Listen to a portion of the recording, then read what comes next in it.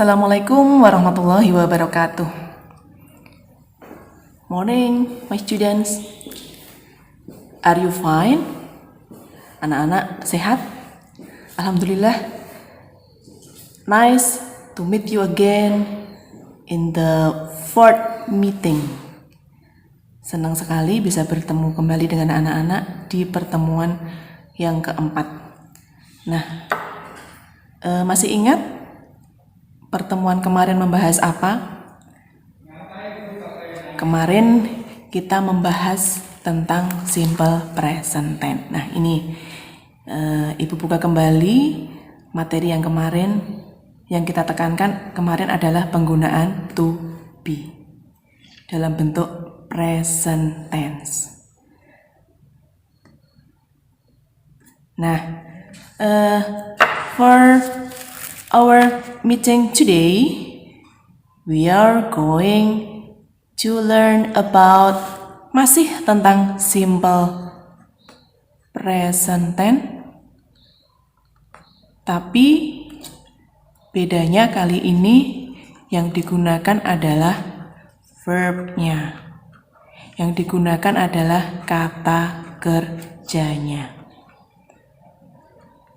Jadi karena menggunakan verb disebut dengan verbal sentences, kalimat verbal, yakni kalimat yang menggunakan kata kerja. Kalau dalam bahasa Indonesia kalian sering menyebutnya predikat.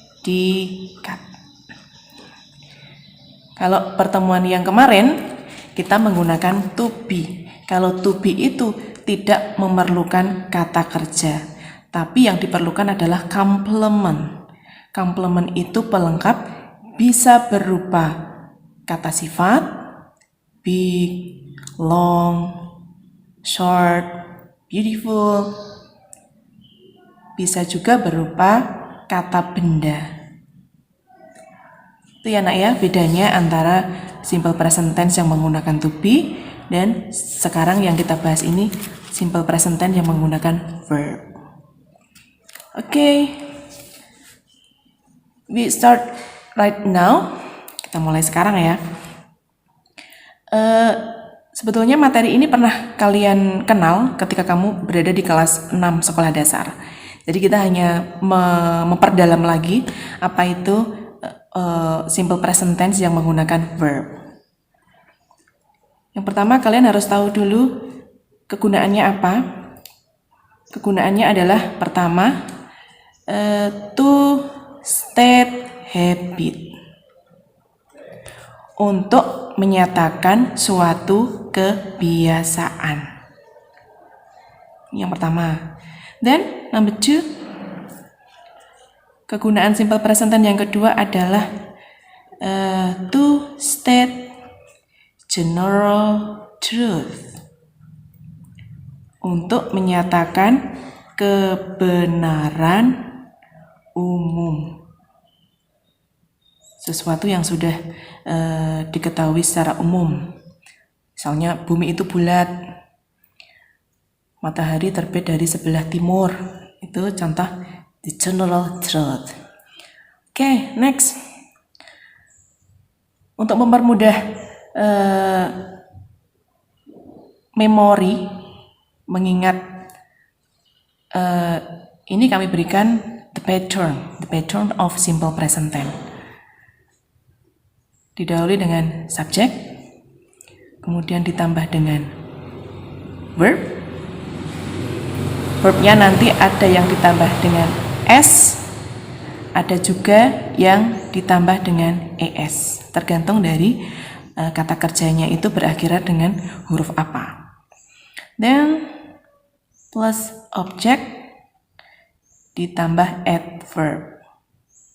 Adverbnya itu bisa keterangan waktu, bisa keterangan tempat. Oke. S tadi subjek, V adalah verb itu kata kerja, O-nya objek. Ini ya rumus yang pertama. Well, students, kita lihat Di sini kata kerjanya kok ada S, ada ES, ada V juga. Maksudnya bagaimana? Nah, ini kata kerja yang ada di sini itu tergantung dari subjeknya. Tergantung dari pelakunya itu siapa atau apa. Nah, berikut ini cara mudah untuk membedakannya ya. Di sini ada subjek, kemudian di sini verbnya. Verbnya pakai S atau tidak. Kita lihat sekarang. Subjeknya di sini saya ambil I.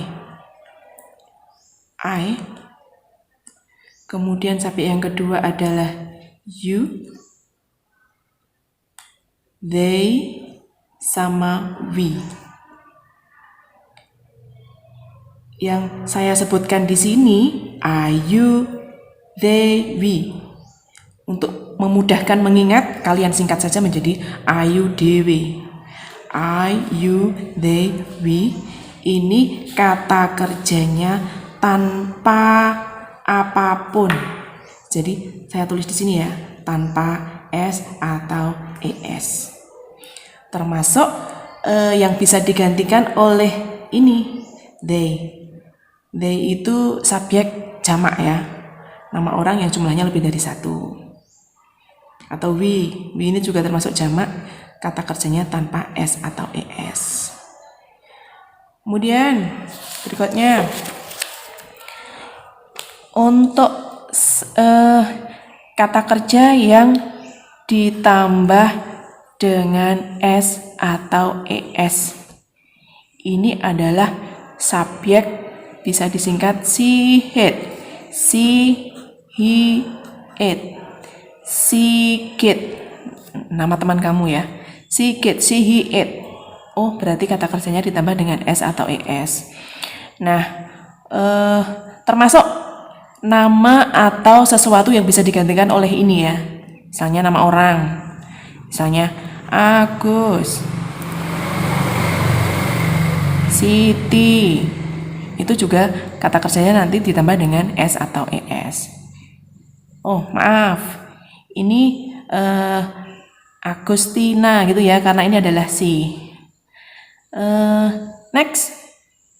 He itu misalnya Rio, Mr. Alin.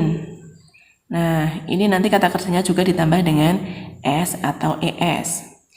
It atau yang menggantikannya, bisa benda tunggal, atau hewan tunggal, atau jenis tanaman gitu juga ya, dan sebagainya. Oke, sampai di sini anak-anak jelas penggunaan kata kerjanya. Ada yang menggunakan S, ES, ataupun tanpa keduanya. Nah, sekarang contoh kata kerja ya. Contoh kata kerjanya misalnya play. Play itu seandainya subjeknya nanti di antara tiga ini, she, he, atau it, nanti ditambah dengan S menjadi plays. Contoh lagi, sing, berakhiran dengan huruf G, ditambah dengan S, tidak ditambah dengan ES. Contoh yang berakhiran CH sekarang, karena berakhiran dengan huruf CH, ini ditambah dengan ES, menjadi watches. Itu baru contoh kata kerjanya.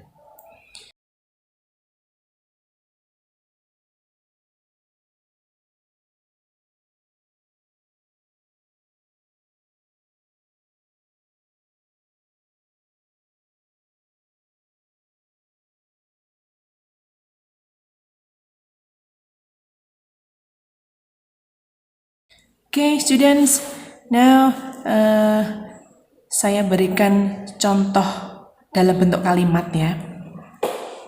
Example. Contoh kalimat yang pertama, kita gunakan subjek I. I go to school every day. I as subject, go as verb, to school ini bisa sebagai objek, sedangkan everyday itu sebagai adverb of time, keterangan waktu. Lah, di sini karena subjeknya I, jadi go-nya tanpa tambahan s maupun es. Kata kerjanya bentuk ke-1. Contoh yang kedua, seandainya I ini saya ubah menjadi she, apakah kata kerjanya tetap go? Ayo, bagaimana tadi? Di sebelah masih ada. Kalau she, kata kerjanya ditambah dengan s atau es. Karena go ini berakhiran dengan huruf o, jadi she-nya di sini ditambah dengan es.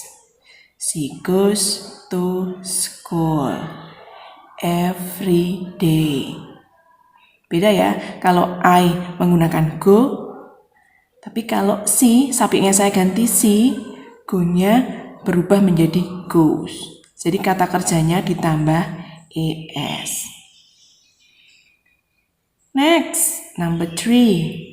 Saya ubah misalnya menjadi you. Bagaimana kalau you? Apakah you juga ditambah dengan es atau tetap go? Ya, kalau you tetap go. You go to school. Seperti itu. Nah, ini subjek, ini verbnya. Kemudian contoh yang keempat. Yang keempat, misalnya saya pakai nama orang, Rifan. Rifan itu orang ketiga tunggal. Berarti kata gantinya sama dengan kata he. Kalau he berarti kata kerjanya ditambah dengan s atau es. Jadi Rifan goes to school. Ini kan sama dengan he, ya. Jadi ini go-nya menggunakan tambahan es. Bagaimana kalau subjeknya jamak? Nama orang lebih dari satu. Ika and Dian. Ayo, kata kerjanya yang mana? Go atau goes? Ya, Ika and Dian itu kan kata gantinya sama dengan we. Maksud kami sama dengan they ya, dengan they. Kalau they berarti pakai s atau tidak? Tidak. Jadi Ika and Dian go to school. Nah, 5 contoh ini apakah sudah cukup jelas? Oke, saya berikan contoh lagi supaya lebih jelas ya. Contoh yang ke-6. Contoh yang ke-6, Ibu memakai ini. Roy and I go atau goes? Di sini ada Roy dan saya. Ada lebih dari satu orang saya ikut. Ini sama aja kata gantinya we. Kalau seperti ini, kata kerjanya yang mana? Go atau goes? Yap, right. Yang digunakan adalah kata kerja tanpa s atau es. Roy and I go. Bla bla bla. Sama. Contoh ke-7. Contoh ke-7 misalnya saya menggunakan kata yang belum adalah he. He jelas sekali tadi.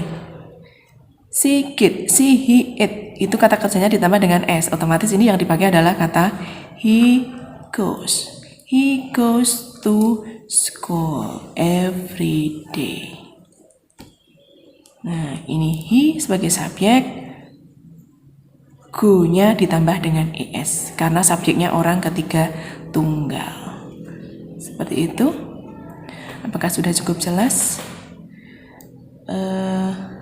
Ini sementara yang kita bahas adalah untuk kalimat positif terlebih dahulu. Sementara untuk keterangan waktunya itu bisa Ibu tuliskan di sini ya, time signalnya. Keterangan waktu, time signal yang bisa digunakan dalam simple present tense itu antara lain every day, setiap hari, then on Mondays. Nah, ini ada S-nya, ini menunjukkan suatu kebiasaan. Setiap hari Senin, on Mondays. Misalnya lagi, twice a week.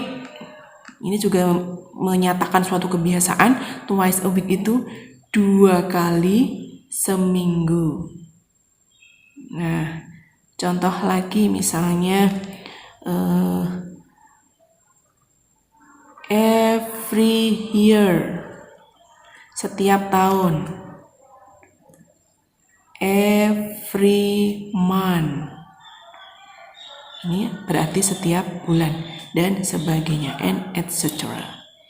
Ini keterangan waktu yang biasa digunakan dalam simple present tense. Okay students, I think enough for today. Semoga yang Ibu jelaskan tadi anak-anak paham. Seandainya kurang paham, anak-anak bisa bertanya melalui WA pribadi kepada Bu Indah, Bu Anggrek, atau ke Bu Utami. Tergantung masing-masing kelas pengampu kalian siapa. Okay students, thank you very much. Tetap sehat ya, jaga kesehatan. Assalamualaikum warahmatullahi wabarakatuh.